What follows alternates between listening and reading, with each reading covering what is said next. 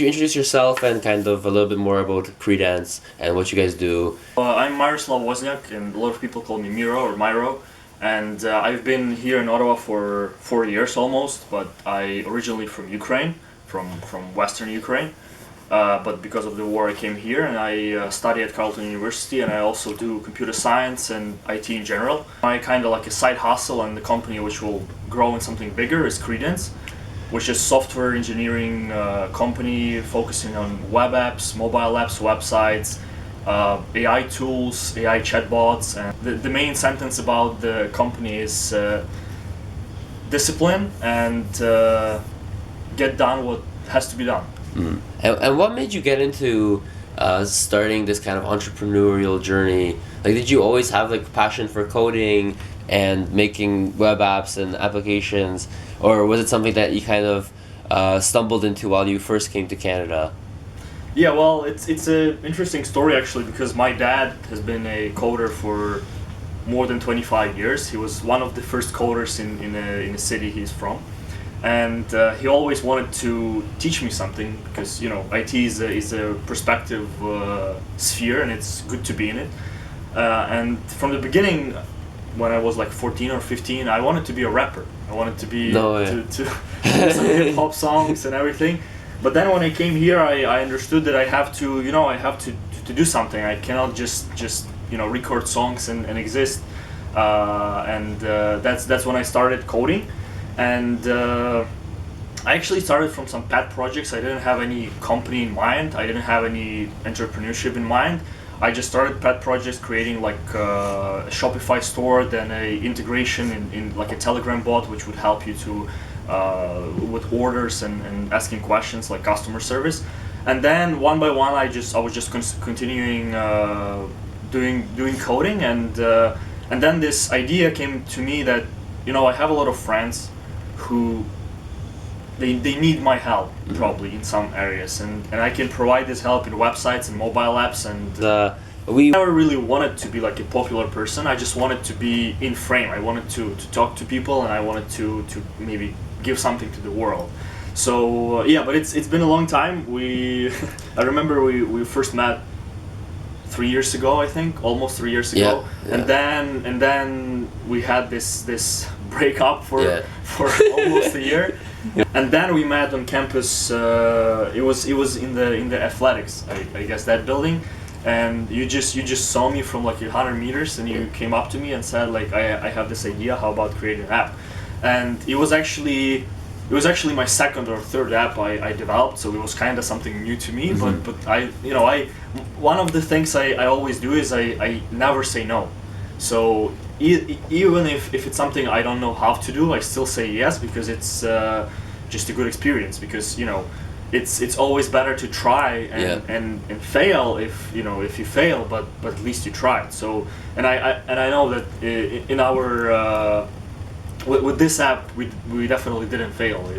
I guess it was a good app, and and then in like a week or two, I gathered all the information you want to put in the app, and we started coding. I started coding, and then back and forth collaborating, and I guess in a month or two, we already had an app. So it was very quick. It was very quick. Yeah. That's one thing I remember. You were very. One thing I remember like from working with you is you're very like efficient on your timing. Yeah, like, you don't waste time. Like if you have something to do, you always kind of like you do the task, Yeah.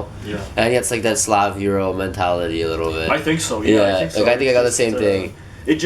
It's so fast in that part of the world, in Europe, like and especially in Eastern Europe, because I know Germany, in Italy, France, and stuff, they maybe sit out sleeping all day, But in Eastern Europe, like you have to hustle. There is no other way. Like if you want to survive, you have to hustle. Exactly. And even though in Canada we don't need that type of temperament, because it's kind of different here. You can still be successful and don't work your ass off every day, but it's good to have. Like I don't want to trade it to being like another person or being too comfortable, right? Because I wanted to ask you too, because like me and you, we kind of we're in university, Yeah. and like a lot of people, they don't do what we do while they're still in school, Definitely. because it's so much to juggle, right? Like even you have a little bit more because you are an immigrant too, so you have to juggle kind of getting to, like now you're a little settled in, but Yeah. you have to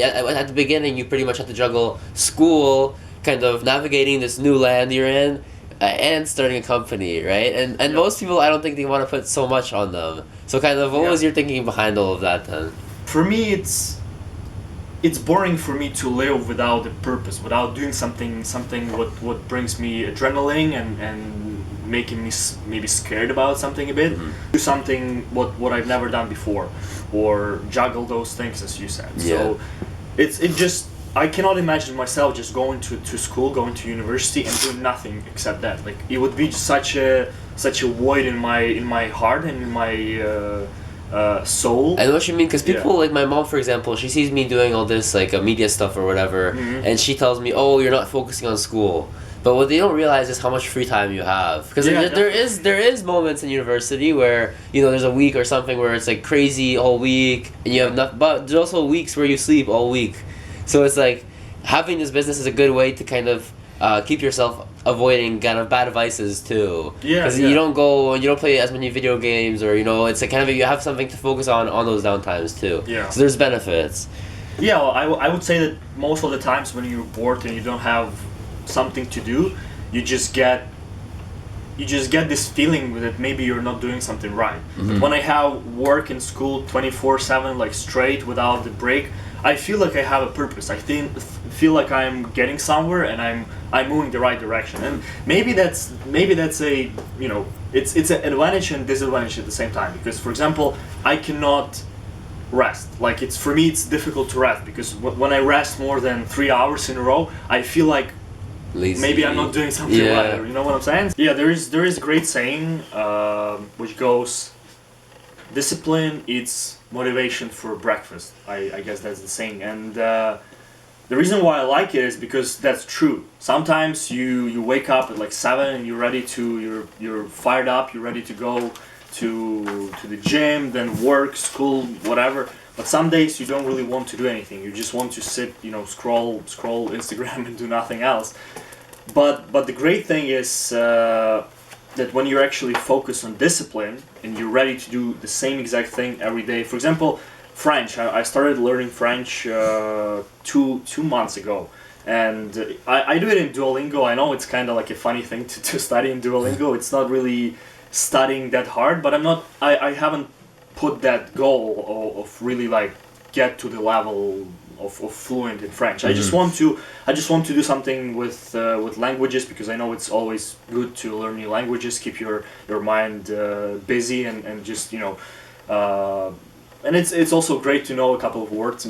Maybe when I'm in Montreal or Quebec, I will use them somewhere in McDonald's or somewhere. So And it's always has yeah. something, even if it's Yeah. not like you're going to Harvard for French lessons. Like it's a start, right? Yeah, definitely. And it's been like 57, I guess, days from the start, and every day I learn for like 15 minutes, 20 minutes.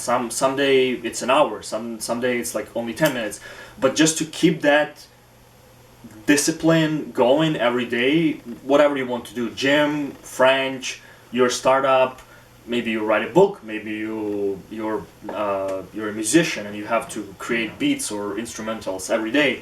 You still have to keep going every day, and in 40 days, 80 days, 200 days, you will get somewhere, because there's another saying which goes, raw work fixes everything. I think that's the saying. So when something is going wrong, when it's not right, when you feel like something is not how you want it to be, just keep working. That's what I do. I just keep working. I just stay up late to midnight, whatever you need to do, but eventually you will get there, and eventually you will overcome a problem you have. Eventually you will conquer the mountain or the goal you want to get to, and I think that's one of the most important things I could tell to Yeah. myself, and I want to tell to other people, and my son or my daughter in future. because that's something what was one of the most important things. And one more thing is actually not forget about family, friends, and everyone who is helping you, everyone who is around you, because it's so easy to get lost in the process. It's so easy to cut off everyone and just, become a lonely wolf and do nothing else and just work. But that's not good, because then you lose those kind of future connections. It's not only about connections. It's something what I felt when I came here is, when I was younger, I always wanted to separate from my parents. I wanted to go my own way. They wanted me to do stuff I don't want to do. They wanted me to study and everything. Mm-hmm. But then when I came here and I was 17, I found out that everything what they've done is actually right. So I could see what they've done when I was 13, and then for 4 or 5 years after that, I see how it made my life better now. Mm-hmm. So it's something what you have to remember, that you're not the person which you will become in 5 years right now. No, and sure. maybe if you look at people and parents and friends differently at the moment, they will become different in the nearest future, or maybe far future. You never know. You're always kind of hustling, like every moment. Do you feel like it's kind of good for your spirit, because you know you're doing the right thing, or do you think it's kind of emotionally draining and like mentally, physically draining sometimes too? I think it's both, actually. It's both, but you have to lose something in the process. That's what I think about that, and I'm a big advocate for having this work and rest balance, to actually have those rest days, to actually spend time with family, with friends, with going on a vacation, going to another country, going to a forest, breathe air, walk outside. It's everything is, because I'm a computer scientist, right? Well, I'm a IT guy, so I sit in front of my computer for a full day. I do nothing except that. And it's good to just walk outside, touch grass, breathe air and everything. So I think it's really something what we lose in the process when we are only focused on one thing, on getting somewhere, on hustling, on working. But at the same time, you have to keep that balance both ways. So you don't have to work too much, but you don't have to rest too much. Exactly. Because when you rest too much, you can feel that you're losing the purpose. You're not moving in the right direction. So even when I'm like on a phone talking to my family, maybe somewhere in the back of my head, I still have this thought, like what I can do, what I can change. Is your family? Is most of your family here, or is most? They are actually back in Ukraine. Still, I don't have, like, my parents and my brother, the younger brother. They are all in Ukraine. Which city? Which city? They're in Ivano-Frankivsk. It's close to Lviv. It's close to Poland, actually. With this whole uncertainty of war in your home country, do you think that gives you kind of a drive to work harder here? Because it's definitely a thing. I think the most important driver for me to move forward is that I want them to be able to go here. So my brother actually coming here in May this year. So I'm starting to move them into Canada, because I know world's a mess. Right? Yeah. It's wars are starting in all countries, and it's like we don't even know where we are going to get in a couple of years. So it's good to have a safer place, because I think Canada is a safer place. It's not really, if the nuclear war starts in the world, then nobody's safe, actually. Yeah. But if we don't get to that level, hopefully, then because honestly, people, I feel like Canadians don't realize how easy it is to lose this safety net. Because Ukraine's a very developed country. It's a beautiful, it was a beautiful country, still is beautiful. People are very smart, educated people, and literally one day changed everything when they came in. I mean, it was a ramp up, of course, too. Yeah. But kind of, I feel like a lot of Canadians don't realize that this could happen here, but they think that, it would never happen here because in their life they never had that, right? Yeah, I think so as well. It's some sort of experience, unfortunate experience. It's a very, very bad situation, but it actually can happen to anybody. So, and I hope it never happens to anybody. Like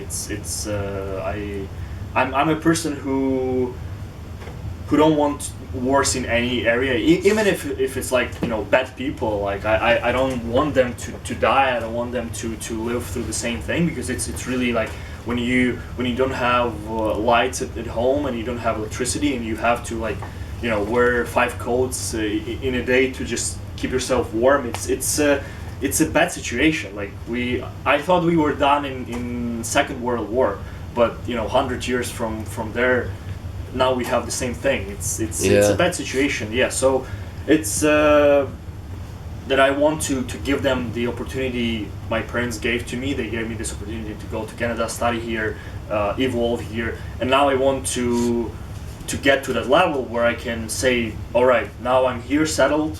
I can, you know, help you with filling documents. I can help you with everything. I can help you with finding a place, or maybe we can live together and move them here. So now we can all live together in peace. And kind of coming back to what you just said, with kind of your parents wanted you to come here to study to evolve, you said. Yeah. Do you think do you think your parents see what you're doing and think, wow, he really grew as a person, or from when you first came and when you're 17? Or do you think that you still have a little bit of work to do? I came here when I was 16, but I was 16, almost 17, yeah. But I think, you know, I hope they are proud of me, and that I got to some level, but I know that it's much more in front of me. So, you know, sometimes you feel like you're doing great. Sometimes you feel that you could do better. So I'll just continue. That's the only. I think that's the only way, and that's how, you know, this saying. It's not even a saying, but the path of samurai. You know, the samurai, yeah. Where Japanese guy.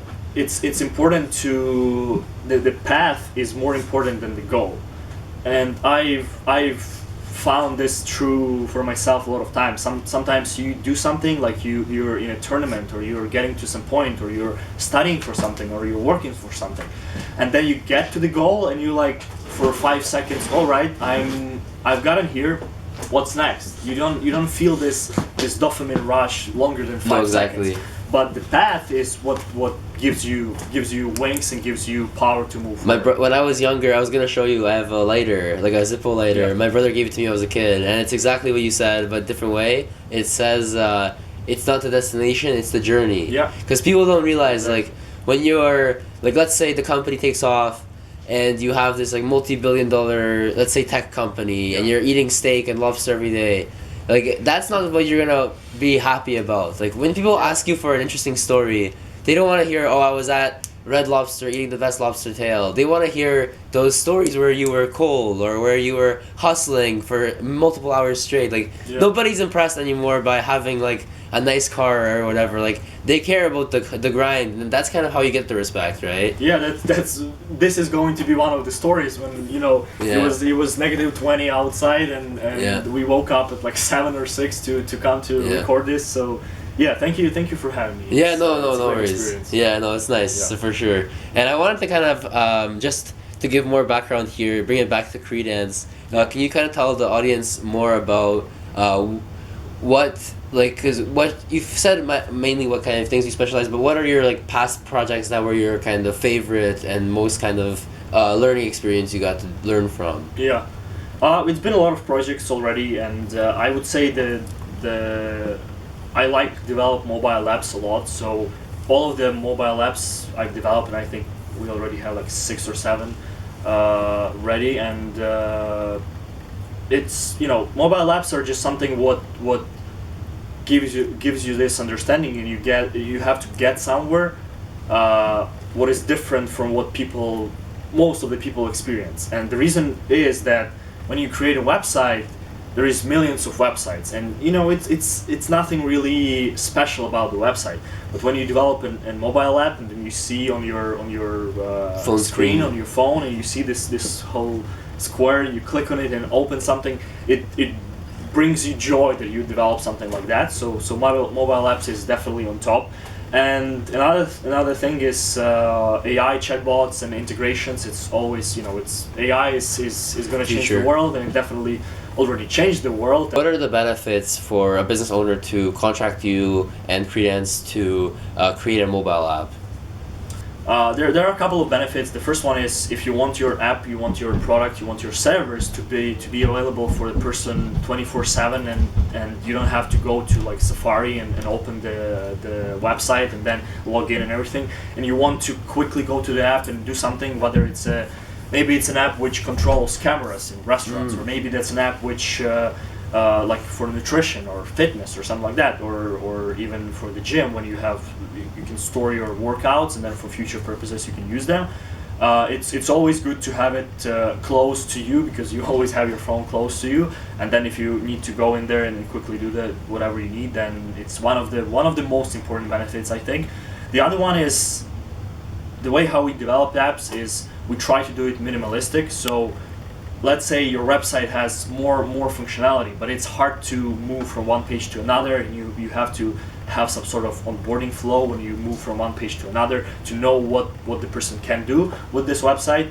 But with the app, you can only put like 3 screens, couple of buttons, couple of text inputs to finalize everything, and then when person logs in the app, they know where exactly they have to go, and it's much easier for them to perform what they have to and perform. navigate the app too. Yeah. It's easier to navigate the services of the client company services too. Definitely. And the last thing is, I think it's not that important, but it's something what I think a lot of companies want to get is an app is like a brand sign. It's something what gives brand more light, because if you have a website, you're a regular you're like a regular company. It's everyone now has a website or maybe a store in Shopify or something.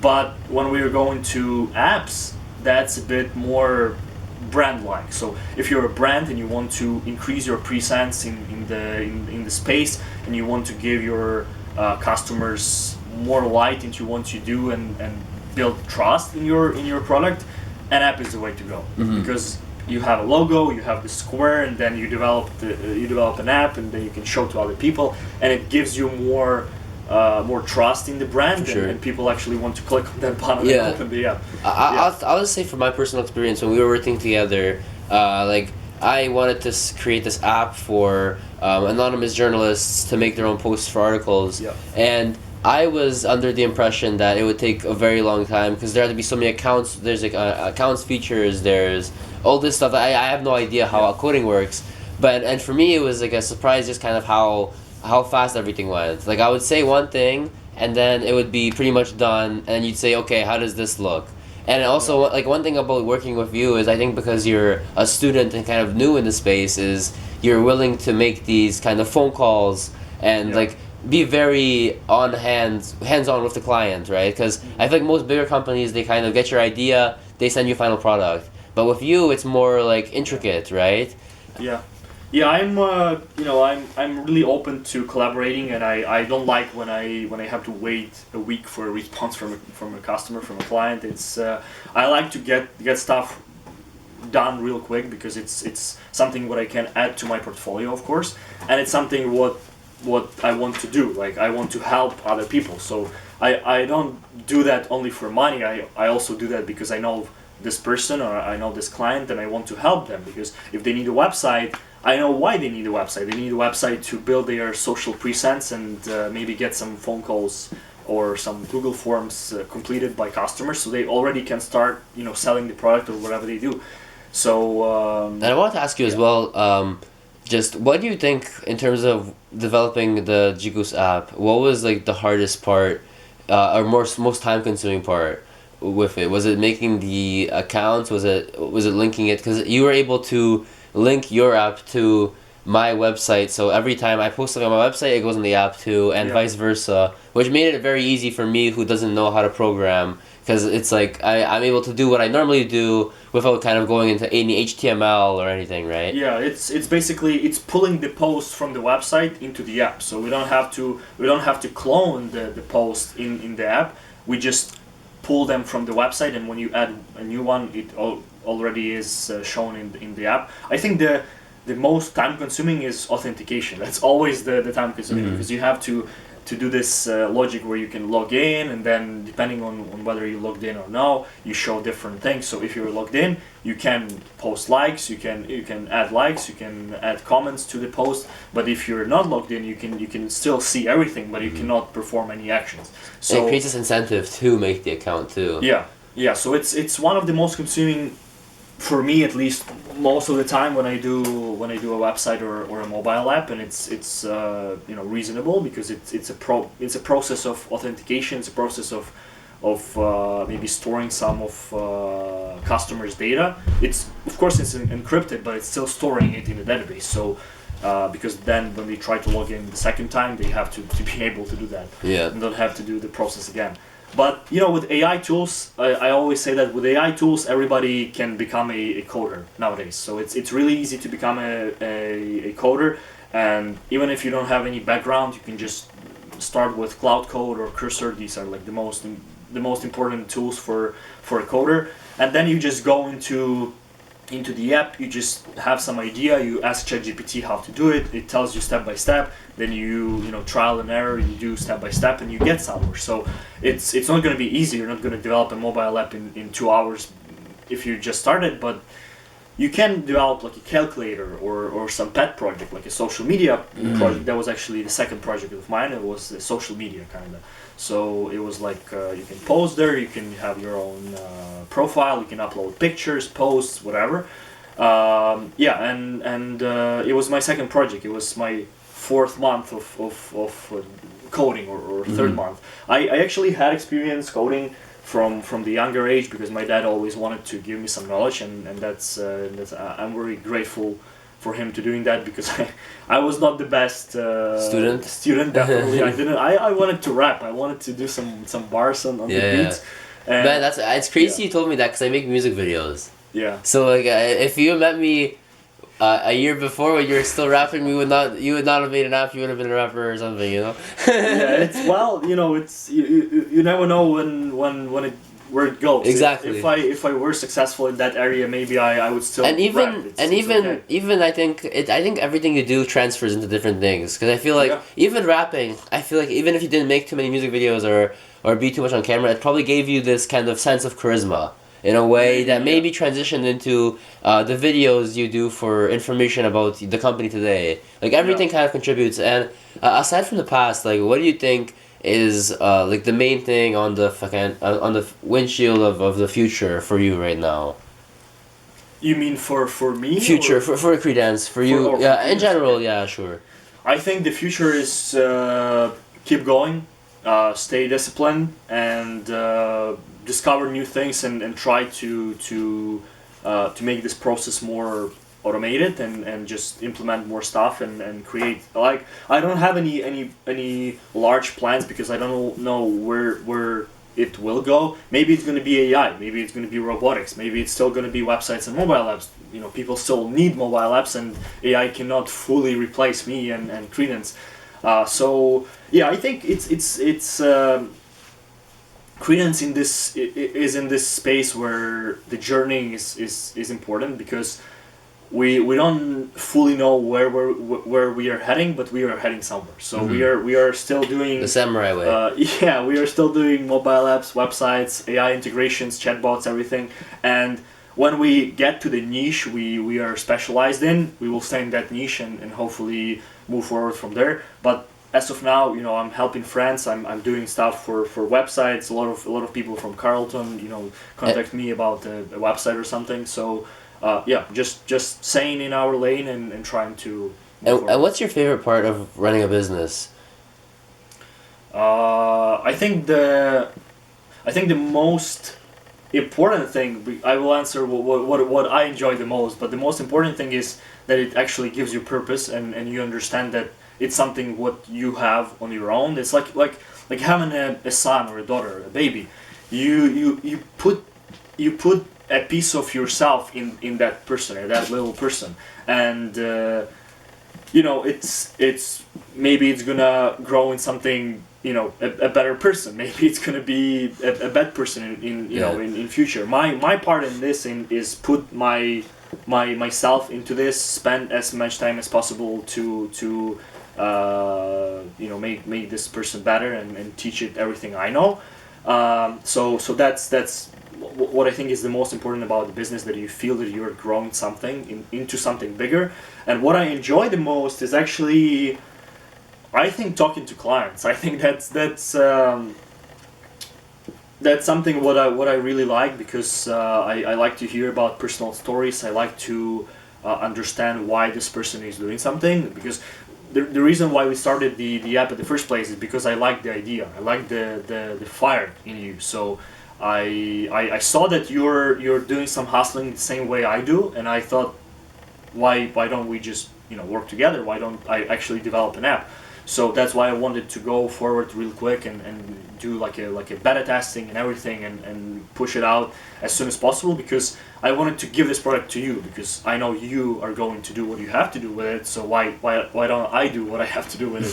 So yeah, talking to clients is what I enjoy, and I don't enjoy when they don't talk back. Yeah, when they ghost me for 5 days, and then they come back and say like, sorry, I didn't have time, and I was like, were you lost in the woods for 5 days or something? Like, you're on your phone for the worst thing is, you can see on Instagram there's this feature now where it says active. So like you can see that it's not like they're never, like, it's not like their phone is in the well or something, right? They're on the phone. Yeah. How could you miss my message? Like, I'm literally there. Yeah, especially when you're performing a service for them, and it's in their best interest to communicate with you to make the service better. It just doesn't make sense, because they're paying for something, or they're it's like it's in their best interest to respond, right? But you know how people are. It is what it is. Yeah. It's okay. It's getting a little late here. I don't want you to be late for work. I think it's not too late, but I want to like kind of wrap it up and have a cigarette if you don't mind. So what would you say as like a last thing to sum up the interview, you think? I think thank you for having me. That's the most important thing, and you're welcome. It was a great experience. Thank you for coming. Hopefully I will be here more times in future. No, for sure. When I get to some milestones, and maybe I can share as well. But I think the most important thing is 3 things. So be disciplined. That's the first one. Stay in your lane and know that you are going to get somewhere in the end. And don't forget about your friends, about people who grew with you, and family. And I think when you have all those together, everyone can get somewhere, and I can get somewhere. And that's what I can say. Sounds good.